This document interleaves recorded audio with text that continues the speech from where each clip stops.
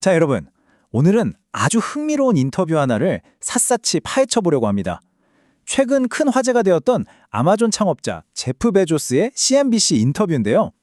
미국의 현실적인 경제와 정부 정책부터 우주 탐사라는 정말 원대한 꿈까지 베조스의 사고방식, 즉 그의 멘탈 모델을 아주 명확하고 직관적으로 들여다볼 수 있는 내용입니다.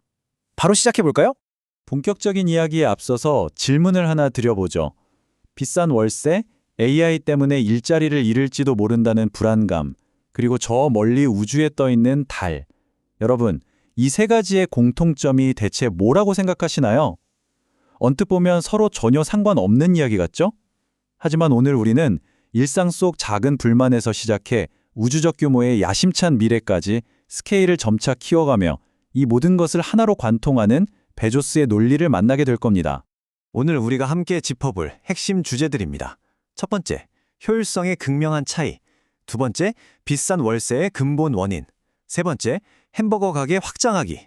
네 번째, AI 생산성 붐. 그리고 마지막으로 지구 밖 데이터 센터입니다.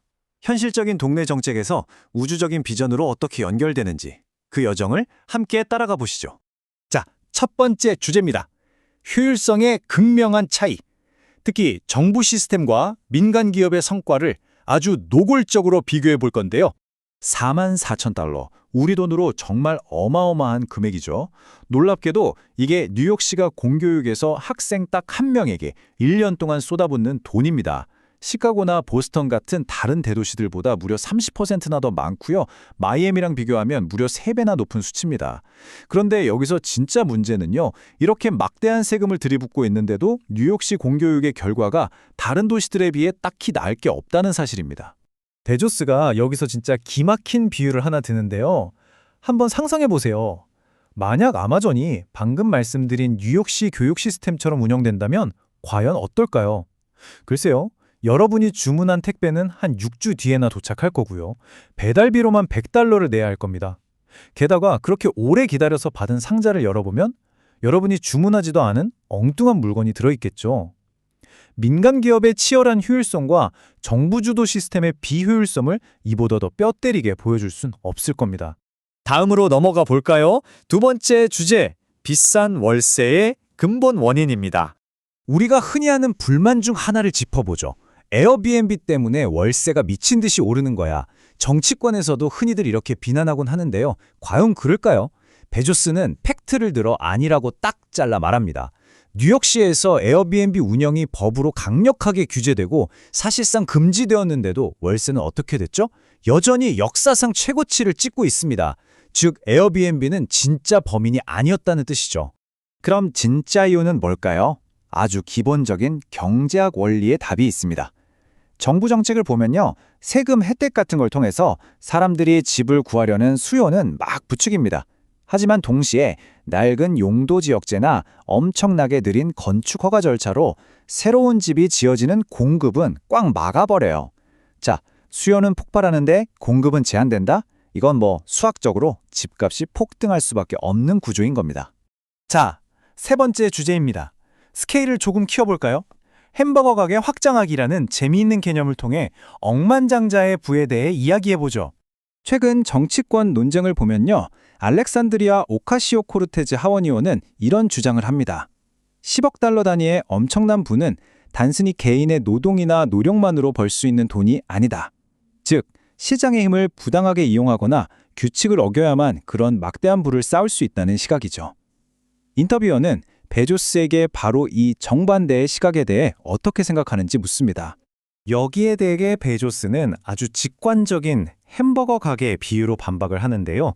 인앤아웃이나 레이징 케인스 같은 유명한 프랜차이즈 다들 아시죠? 자, 1단계. 여러분이 맛있는 햄버거 가게를 하나 열고 10명의 직원을 고용합니다.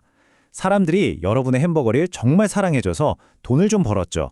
2단계. 그 인기에 힘입어 직원 20명과 함께 두 번째 매장을 엽니다. 그리고 3단계. 이 과정을 쭉 반복해서 매장이 1000개가 되면 어떻게 될까요? 여러분은 자연스럽게 억만장자가 되어 있을 겁니다. 베조스는 이렇게 묻는 겁니다.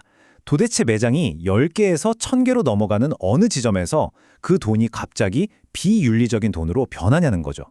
결국 베조스가 하고 싶은 말은 이겁니다. 당신이 할 일은 그저 사람들이 진심으로 사랑하는 서비스를 만드는 것뿐이다. 열린 시장에서 거대한 부라는 건요, 수백만 명의 소비자들이 당신이 만든 서비스를 자발적으로 선택하고 사랑해준 결과물, 즉 아주 자연스러운 부산물일 뿐이라는 게 그의 확고한 철학입니다. 네 번째 주제로 넘어가겠습니다. 요즘 가장 뜨거운 화두죠. AI 생산성 붐에 대한 이야기입니다. 과연 위협일까요? 기회일까요? AI가 내 일자리를 빼앗으면 어쩌지? 다들 한 번쯤 해보셨을 걱정일 텐데요. 베조스는 이 두려움이 완전히 틀렸다고 단언합니다. 아주 찰떡 같은 비유를 드는데요. 만약 여러분이 소프트웨어 엔지니어이고 지금까지 집 지하실을 삽으로 파고 있었다고 생각해보세요. 여기서 AI는 여러분의 일자리를 뺏는 괴물이 아니라 누군가 여러분 손에 쥐어준 거대한 불도저라는 겁니다. 사람을 대체하는 게 아니라 사람이 가진 한계를 훨씬 뛰어넘게 해주는 엄청난 도구라는 뜻이죠. 여기서 정말 흥미로운 건 베조스가 내다보는 AI 붐의 구체적인 나비 효과들입니다. 불도저를 손에 쥔 인류는 당연히 막대한 생산성 향상을 경험하겠죠. 그런데 일이 너무 빠르고 효율적으로 처리되다 보니까 오히려 새로운 노동력이 더 부족해지는 기현상이 일어날 수도 있습니다. 더 나아가서 경제 전체의 부가 커지면서 과거처럼 한 사람의 소득만으로도 가정을 유지하는 외벌이 모델이 다시 흔해질 수도 있고요. 식비나 주택건설 비용 같은 생활의 핵심 비용들이 기술의 힘으로 확 저렴해지는 디플레이션 현상까지 올 수 있다고 전망합니다. 물론 우리가 규제로 이 기술의 발목을 너무 일찍 잡지만 않는다면 말이죠. 자, 이런 불안감을 역사적인 관점에서 쓱 한번 훑어볼까요? 1만 년 전 누군가 쟁기를 처음 발명했을 때 인류 전체가 엄청나게 부유해졌습니다. 18세기에 등장한 증기기관 역시 세상을 상상할 수 없을 만큼 풍요롭게 만들었죠. 문명이 누리는 부의 근원은 항상 발명에 있었습니다. 베조스에게 21세기의 인공지능은 일자리를 뺏는 적이 아니라 인류를 다시 한번 기하급수적으로 부유하게 만들어줄 또 다른 위대한 발명품일 뿐인 거죠. 드디어 마지막 5번째 주제입니다. 스케일을 우주로 확 키워서 지구 밖 데이터 센터에 대해 이야기해 보겠습니다. 여기서 꼭 기억해야 할 숫자, 바로 28배입니다. 거대한 데이터 센터를 굳이 달에 짓거나 우주에 짓는다는 아이디어, 이게 그냥 공상과학 영화에 나오는 뜬구름 잡는 소리가 아닙니다. 철저한 물리학적 계산에 근거한 건데요. 달은 중력이 지구보다 훨씬 약하잖아요. 그래서 어떤 물체를 표면에서 들어올릴 때 지구에서보다 에너지가 무려 28배나 적게 듭니다.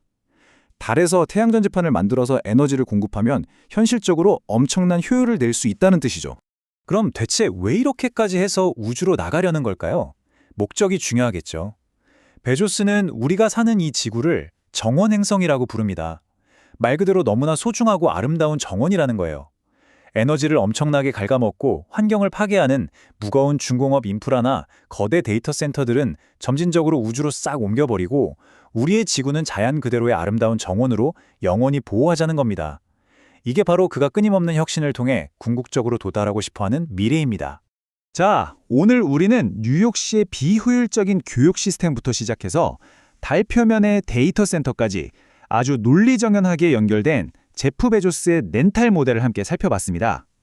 마지막으로 여러분께 이 질문 하나를 꼭 던지고 싶네요. 인류 문명의 부가 끊임없는 발명과 혁신에서 온 것이 확실하다면 여러분은 앞으로도 그저 막연한 두려움에 사로잡혀 계시겠습니까? 아니면 여러분만의 불도저를 찾아서 새로운 미래를 개척하는 데 당당하게 사용하시겠습니까? 오늘 준비한 내용은 여기까지입니다. 함께해 주셔서 감사합니다.